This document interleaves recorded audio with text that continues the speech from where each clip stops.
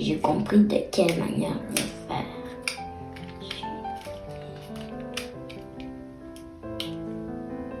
Oh, joli, ça m'a fait.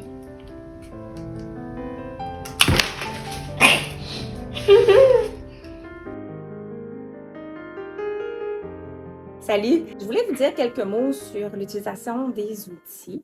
Peut-être que vous m'avez déjà entendu parler de ça dans un autre contexte, j'en parle souvent. Lorsque on apprivoise un nouvel outil, il y a 3 phases. Il y a d'abord la phase de l'intérêt, la phase de l'expérimentation et la phase du perfectionnement.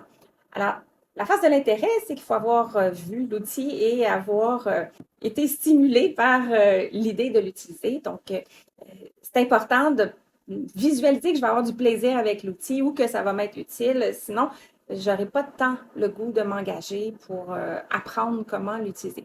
C'est important que si c'est la première fois de sa vie que l'enfant s'apprête à peut-être utiliser du ruban adhésif, qu'on commence à cette étape-là, qu'on ne le lance pas tout de suite dans les activités des manoutis avec un outil qui va être nouveau pour lui. Phase 2, la phase de l'expérimentation. Donc ça, c'est la phase où un enfant va manipuler l'outil, va le décoder, va s'amuser avec en toute liberté, sans qu'il y ait de consignes, sans qu'il y ait quelque chose à accomplir. Donc, comprendre comment ça fonctionne et trouver d'une manière naturelle, libre, comment utiliser, dégager le potentiel, finalement s'amuser aussi avec l'outil. Et après ça, ben, on arrive à la phase du perfectionnement où c'est là qu'on a une intention, il y a un objectif qui est clair dans mon esprit de ce que je veux accomplir avec l'outil, ce que je veux que l'outil fasse pour moi. Et là, ben, avec essais, erreurs et stratégies qui vont m'être offertes par les adultes qui m'entourent, je vais m'exercer pour continuer à me perfectionner. Alors, le programme des manoutis agit à ce niveau-là. Donc, on va se perfectionner avec l'utilisation des outils, avec des tâches qui vont se répéter. Donc, on a 10 mondes avec des activités comparables d'un thème à l'autre. Donc, l'enfant va progresser au fil de chacun des thèmes et se perfectionner au fil de chacun parce que quand il arrive face à un nouveau thème, il a sa mémoire cognitive et motrice de ce qu'il a vécu avant, il a de nouvelles intentions, il veut faire mieux, il veut faire différemment et les consignes ne sont pas nouvelles non plus, donc il approche la tâche avec plus de familiarité et de confiance et voit ses progrès d'une fois à l'autre.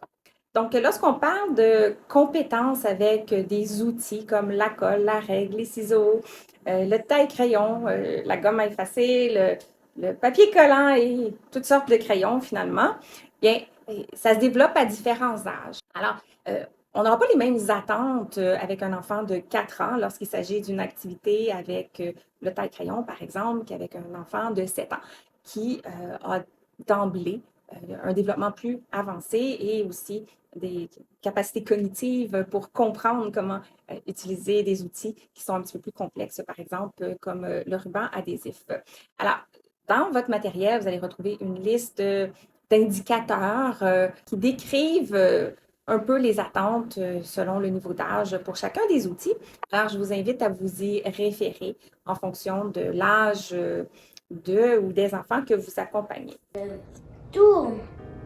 Et je le tourne encore et je le tourne. Est-ce que c'est bien aiguisé? Oui.